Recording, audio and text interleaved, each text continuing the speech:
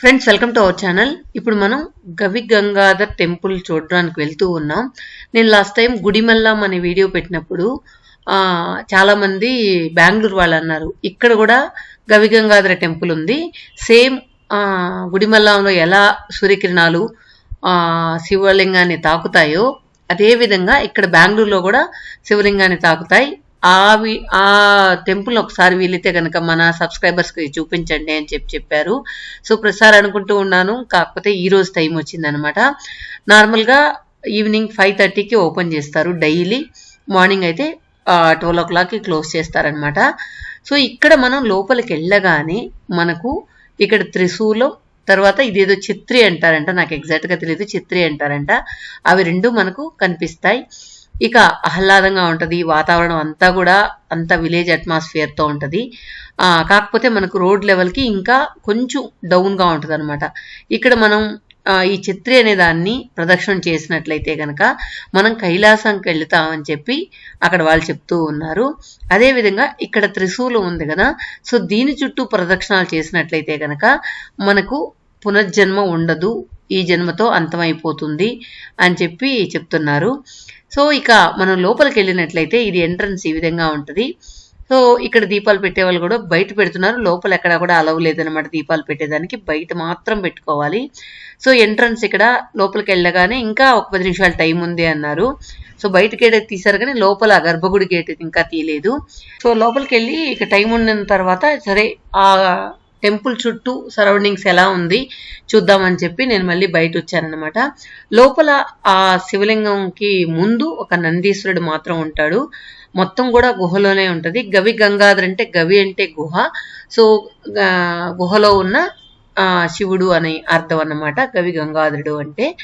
ఇంకా ఇక్కడ మనం చూసినట్లయితే బయట ఈ ఛత్రి, ఈ త్రిశూలం మాత్రం అట్రాక్షన్ అని చెప్పచ్చు. సో మనం చుట్టూ ఒక ప్రదక్షిణ చేసొద్దాం, అలాగే మీకు కూడా ఆ సరౌండింగ్స్ అంతా గుడి వెనకాలంతా ఎలా ఉంది చూద్దాం, వచ్చేయండి. సో ఇక్కడ చిన్న ఎంట్రన్స్ లాగా ఉంది, అక్కడ పూజారులు అందరూ ఉంటారు. ఇప్పుడు మనం ఇలా వెళ్ళినట్లయితే ఆ గుహ పైన మనం నడుస్తున్నాం అని అర్థం. ఆ 2 గోపురాలు ఉన్నాయి కదా, అక్కడ శివుడు ఉన్నాడు, శివుడి లింగం అక్కడ ఎగ్జాక్ట్గా ఉంది. సో మనం చుట్టూ అలా ప్రదక్షిణ చేసుకుని మళ్ళీ వెళ్ళిపోదాం. ఇక్కడ మొత్తం గుహ పైన టాప్ ఏదైతే ఉందో దాని మీద ఇప్పుడు మనం నడుస్తూ ఉన్నాం. సో గర్భగుడి మీద ఎవరు నడవకూడదు అని చెప్పి అక్కడ పైన గుహలాగా ఏమంటారు, అవి జస్ట్ గోపురాల్లాగా కట్టున్నారనమాట. సో ఇవంతా పైన ఈ విధంగా ఉంది, చుట్టూ సరౌండింగ్స్ పార్క్ కూడా ఉంది, కానీ మేము అక్కడికి వెళ్ళలేదు. ఇక్కడ వేరే టెంపుల్కి వెళ్ళాలని చెప్పి త్వరగా చూసుకొని వచ్చేసాం. సో ఇక్కడ ఛత్రికి ప్రదక్షిణ చేసేవాళ్ళు, తర్వాత అక్కడ త్రిశూలంకి ప్రదక్షిణ చేసేవాళ్ళు అందరూ ఈరోజైతే తక్కువ ఉన్నారనమాట. నార్మల్గా సండే మేము వెళ్ళింది, సండే కాకుండా అయితే భక్తులు ఎక్కువ ఉంటారంట. సో లోపలికి వెళ్ళిన తర్వాత ఇప్పుడు మనం గుహలోకి వెళ్తూ ఉన్నాం. సో గుహలో మీరు కూడా నాతో పాటు శివలింగాన్ని దర్శనం చేసుకునే అవకాశం, సో మీరు కూడా దర్శనం చేసుకోవచ్చు. ఇక్కడ మీరు విశేషంగా బెంగళూరులో ఉండేవాళ్ళు కనుక అయితే కనుక దీని టైమింగ్స్, తర్వాత ఎక్కడుంది అడ్రస్ అంతా కూడా మీరు నార్మల్గా అంత అవసరం లేదు, ఇప్పుడు అందరూ కూడా గూగుల్ సెర్చ్ చేస్తే వచ్చేస్తుంది, కానీ నేను మొత్తం కూడా డీటెయిల్స్ డిస్క్రిప్షన్లో ఇస్తాను. అదేవిధంగా మనకు గుడిమల్లం ఇంకా అసలు ప్రపంచంలోనే ఫస్ట్ శివలింగం అక్కడే ప్రతిష్ఠించారంట గుడిమల్లంలో. ఆ వీడియో లింక్ కూడా నేను డిస్క్రిప్షన్లో ఇస్తాను, ఒకసారి చూడని వాళ్ళు చూడొచ్చు. సో మీరు మెయిన్ శివుడు ఈరోజు ఈ విధంగా ఉన్నాడు, సో మీరు దర్శనం చేసుకోవచ్చు.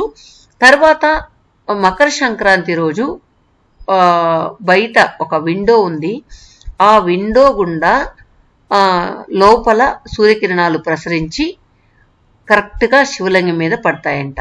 సో మనకేంటంటే ముందు నందీశ్వరులు వారు ఉన్నారు, నందీశ్వరుడి చెవులు, 2 చెవులు గుండా కిరణాలు ప్రసరించి మనకు లోపల శివలింగం మీద పడే దృశ్యం మనం కరెక్ట్గా సంక్రాంతి రోజు మాత్రమే చూడగలం.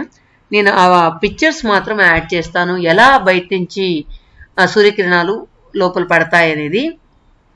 మనం ఏంటంటే దీన్ని ఆ శిల్పి కళా నైపుణ్యానికి మెచ్చుకోవచ్చు. చూసారా, ఈ విండో గుండా సూర్యకిరణాలు తర్వాత నందీశ్వరుడి మీదుగా చూడండి శివలింగం మీద పడుతున్నాయి. సో ఈ విధంగా ప్రతి మకర సంక్రాంతికి ఇలా మనం చూడొచ్చు. తర్వాత మనం గుడిమల్ల విషయంకి వచ్చినట్లయితే ప్రతి సంవత్సరం జూలై నెల 7వ తేదో 17వ తేదీ నాకు ఎగ్జాక్ట్గా గుర్తులేదు. ఆ 2 తేదీల్లో ఏదో ఒక రోజు ఇదే విధంగా ఇప్పుడు ఏదైతే చూసారో మీరు ఒక కిటికీ ద్వారా నందీశ్వరుని చెవులు 2 చెవుల మధ్యలో నుంచి శివలింగాన్ని అక్కడ కూడా తాకుతుంది. సో రెండోది అది చూసినప్పుడే ఇది చెప్పారన్నమాట. తర్వాత విభూతితో శివుడిని అలంకరిస్తారు. ఆ తర్వాత మళ్ళీ వాళ్ళ అభిషేకాలన్నీ కూడా చేస్తారు ఆ రోజు. సో మేము వెళ్ళిన రోజైతే మీరు చూసారు కదా, ఆ విధంగా ఉందన్నమాట. మనకు శివలింగానికి డెకరేషన్ అంతా ఆ విధంగా ఉంది. ఫస్ట్ టైం నేను శివలింగాన్ని అద్భుతంగా చూసింది పశుపతినాథ్ టెంపుల్ కాట్మండ్లో. సో మీరు ఆ వీడియో కూడా మీరు మన ఫాలోవర్స్ అయితే చూసే ఉంటారు. శివుణ్ణి 4 వైపులా కూడా డెకరేషన్ చేసి చూడడం నేను ఫస్ట్ టైం అన్నమాట. అది చాలా అద్భుతంగా ఉండింది కాట్మండులో పశుపతినాథ్ టెంపుల్ అయితే. తర్వాత శివలింగం మనకు కాశీలో కూడా పెద్ద డెకరేషన్ అయితే ఏముండదు, చిన్న శివలింగం నేను చూసిన శివలింగాల్లో. తర్వాత మనం ఇక్కడ చూడొచ్చు గుడిమల్లంలో జస్ట్ అది పురుషాంగం వలె ఉంటుంది, అది శివలింగం ఆకారంలో ఉండదు. తర్వాత ఇక్కడ చూసిన శివలింగం అయితే కొంచెం డెకరేషన్ బాగానే ఉంది అన్నిటితో పోల్చుకున్నప్పుడు. నార్మల్గా శివలింగానికి ఒక మాల వేసి అలా వదిలేసి ఉంటారు, కానీ ఇక్కడ మాత్రం బాగా చేస్తున్నారనమాట.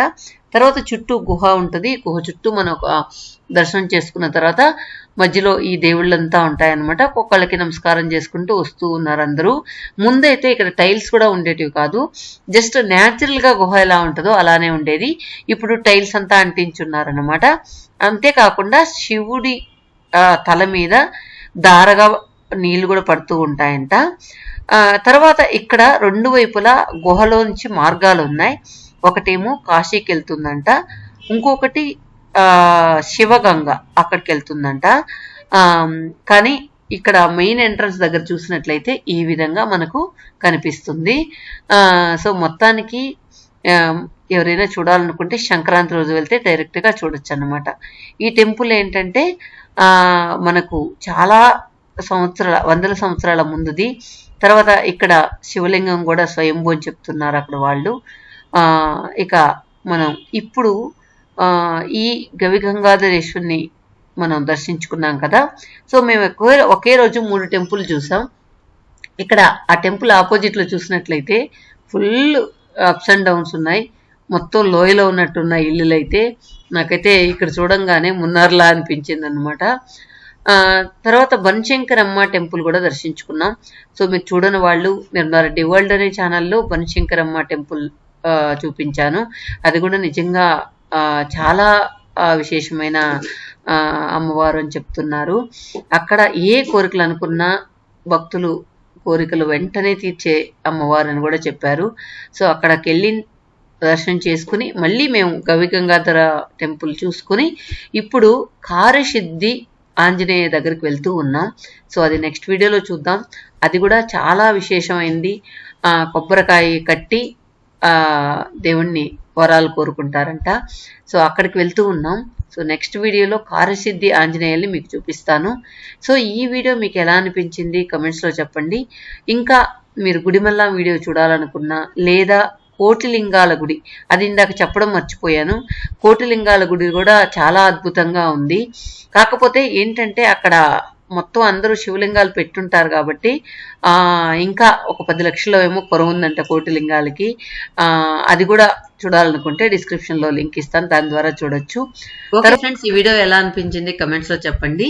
ఈ విధంగా ఏదైనా విశిష్టం ఉన్న టెంపుల్స్ అన్నీ కూడా ఇక 1 by 1 చూపించే ప్రయత్నం చేస్తాను. నా సరౌండింగ్స్లో లేదా ఊరికి వెళ్ళేటప్పుడు ఏదైనా సరే విశిష్టం ఉన్నది మాత్రం ఖచ్చితంగా మీకు చూపిస్తాను. Okay friends, thank you for watching.